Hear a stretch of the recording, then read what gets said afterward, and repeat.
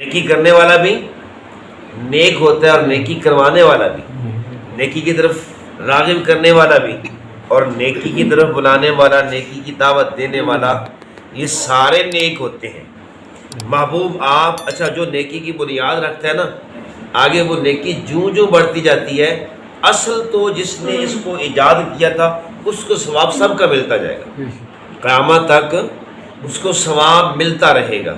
مجھے جنہوں نے حفظ کروایا تھا، میں اب جب تک قرآن پڑھ رہا ہوں، وہ میرے استاد ہیں، یہ مجھے نیکی تو ملتی ہے، لیکن اصل نیکی جو اس کو مجھے اس قابل بنانے والے تھے ان کو بھی مل رہی ہے۔ وہ یہ دو باتیں آپ نے یاد رکھنی ہیں، ایک یہ کہ نیکی کے کام میں دیر کوئی نہیں ہے اور نیکی کے کام میں سہارا کوئی نہیں ہے۔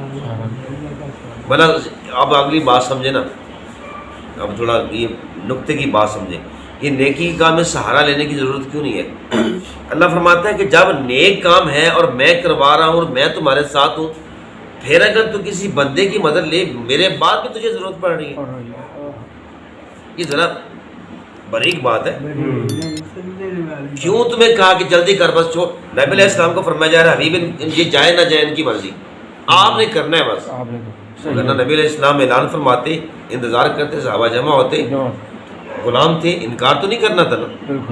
میں جب کام ہی نیک ہے بھائی، تو نیک کام میں اللہ فرما رہا ہے میں تمہیں تنہا چھوڑ ہی نہیں رہا ہوں، نیک کام میں اس لیے جلدی کرو کہ نیک کام میں اللہ تمہارے ساتھ ہے، اللہ کی مدد تمہارے ساتھ ہے، اور اس میں سہارا نہ لو کہ اللہ کی مدد تمہارے ساتھ ہے، نیکی میں اللہ کی مدد تمہارے ساتھ ہوتی ہے۔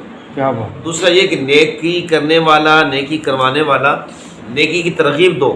جتنے نیک لوگوں کو نیکی پہ لگا جاؤ گے، سب کہ اپنے اپنے عمل کا ثواب تمہیں بھی ملتا رہے گا۔ کیا سبحان اللہ۔ ٹھیک ہے جی،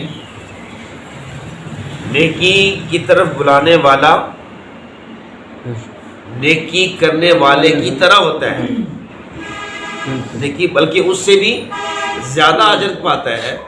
پیچھے تو آپ نے کیا تھا، آپ سے آگے 4 لوگ سیکھ چکے ہیں، یہ چاروں کرتے رہیں گے، ان کو اپنا اپنا اجر تو ملنا ہے، لیکن ان سب کا آپ کو ملتا رہے گا۔ اچھا، مؤذن نے اذان دی ہے، اذان اس نے دی ہے ایک، صحیح۔ اور اگر 1000 بندہ اس کی اذان سن کے مسجد میں آیا نا، جب باجماعت نماز پڑھی ہے، تو ہر ایک کو جتنا ثواب ملا نا، وہ سب اکٹھا کر کے سارا مؤذن کو دیا۔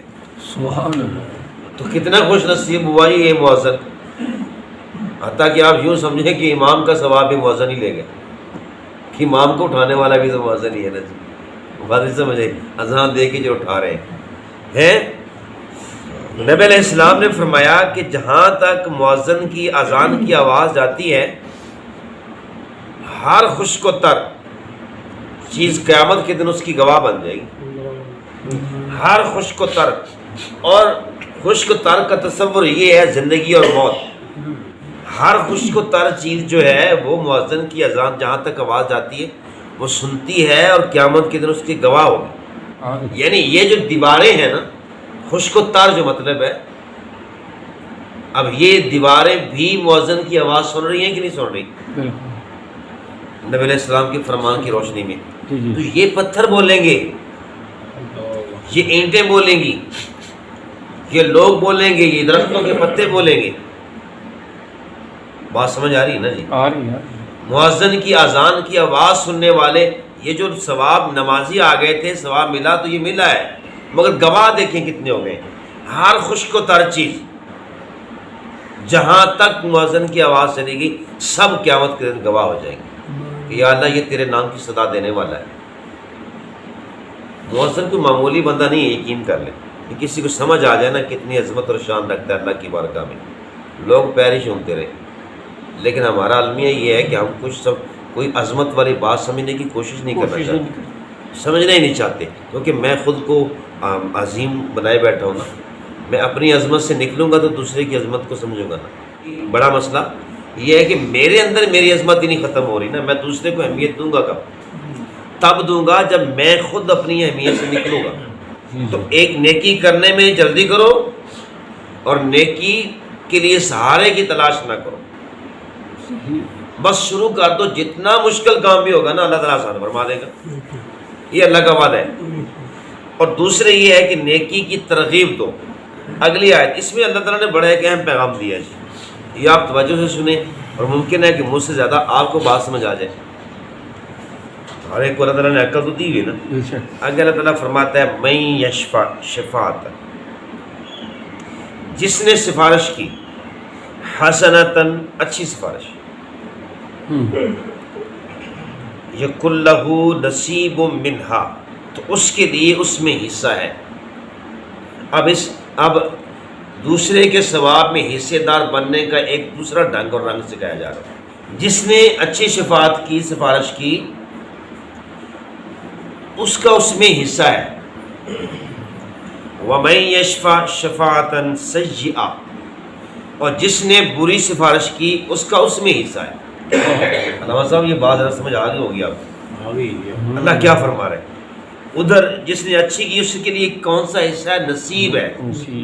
اور جس نے بری سفارش کی اس کے لیے حصہ ہے کفل. اب یہ وضاحت سنیں.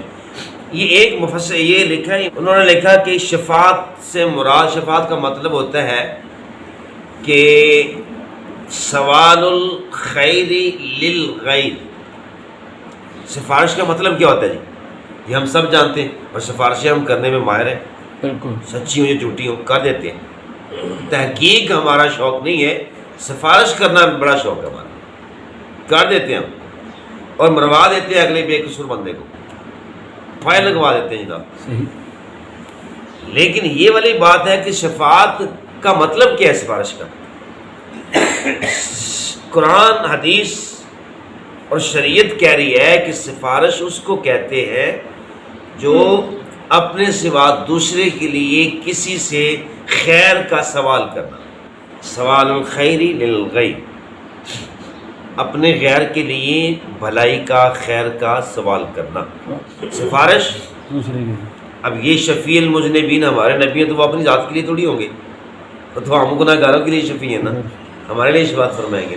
اب یہ سفارش اللہ کی بارگاہ میں بھی ہوتی ہے، اور بندوں کی بندوں میں کے ساتھ بھی ہوتی ہے. اور یہ اگر اللہ کی بارگاہ میں سفارش کرے بندہ، تو اس کا مطلب ہوتا ہے یا اللہ فلاں بندے کی گناہ معاف فرما. گناہوں سے معافی کی سفارش ہوتی ہے، ٹھیک ہے. درجات کی بلندی کی سفارش ہوتی ہے اللہ کی بارگاہ میں. ایک بندہ دوسرے کی سفارش کرتا ہے، مولانا صاحب یہ ہمارے لیے دعا کر دیں، وہ دعا کرتا ہے یا اللہ ان کو صحت عطا فرما. تو یہ اللہ کی بارگاہ میں سفارش کر رہا ہے. اللہ کی بارگاہ میں سفارش کر. یا اللہ اس کو اولاد دے دے. جتنی دعائیں کسی کے لیے ہم، اب یہ دعا کرنا بھی سفارش ہے. میں جو دعا کرتا ہوں ربنا ظلمنا انفسنا، ہم نے اپنی جانوں پر ظلم کر لیے، ہم پر رحم فرما. جس کا کیا مطلب ہے؟ میں آپ کے لیے یہ دعا کر رہا ہوں کہ یا اللہ ان پر رحم فرما. اب اللہ کی بارگاہ میں سفارش ہی ہو رہی ہے نا. بالکل. اس لیے حدیث پاک میں آتا ہے کہ جو کسی کے لیے دعا کرتا ہے نا، دعا بھی سفارش ہے. سفارش کا اصل مطلب میں نے آپ کو پہلے ایک جملے میں سمجھا دیا کہ دوسرے کے لیے خیر کا سوال کرنا، خواہ وہ خالق سے ہو یا مخلوق سے ہو، خواہ وہ، یہ ہے سفارش.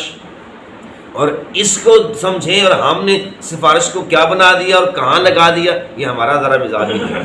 اور اس کا ایک اور مطلب بھی بتایا ہے کہ ضیاء قرآن نے لکھا ہے کہ کسی اچھے اور برے کام میں کسی کے ساتھ لگ جانا اور اس کو اس کام میں پورا زور لگا دینا.